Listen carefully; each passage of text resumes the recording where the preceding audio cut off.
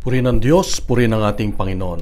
Paano mo inahambing ang banal na misa sa mga bagay-bagay dito sa mundo para mas madaling maintindihan? Sa Ebanghelyo ngayon, mariing iginigiit ni Jesus na siya nga ang tinapay na galing sa Ama na binigay sa atin, na siyang magbibigay buhay sa atin.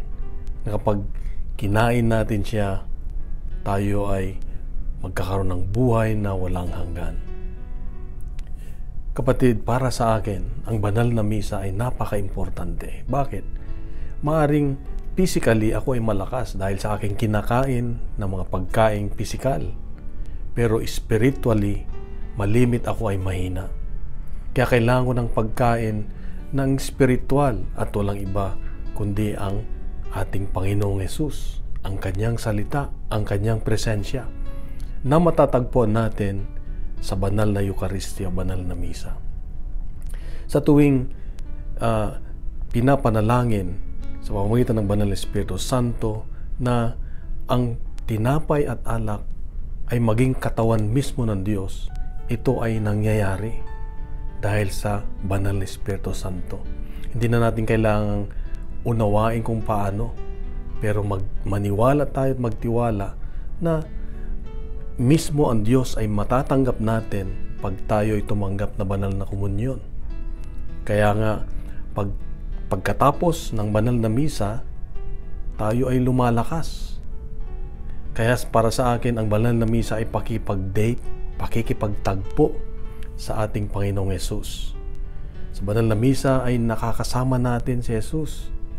Kaya nga, lumalalim ang ating relasyon sa Kanya dahil nakikilala natin siya sa banal na misa.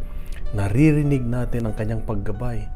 Nararamdaman natin ang Kanyang presensya, lalo na pag tinanggap natin ang banal na komunyon.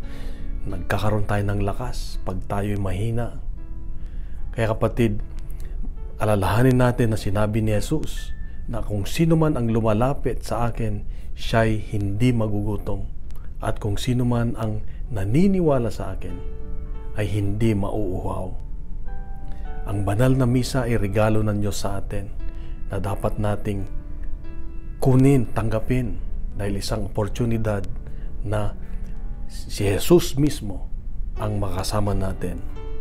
Ako, sa tuwing ako'y nakakatanggap ng maraming biyaya, kunwari birthday, ako ay dumadalo sa banal na misa para magpasalamat dahil dapat lang na magpasalamat dahil kasama natin ang Diyos. Kapatid, mahal na mahal ka ng Diyos. Mahal na mahal tayo ng Diyos. Bukas muli, meron siyang magandang mensahe sa atin. God bless and God is good. Kapatid, ipagkalat natin ang good news, hindi bad news. Dahil ang Diyos mismo ang good news. Magsimba tayo lagi. God bless and God is good.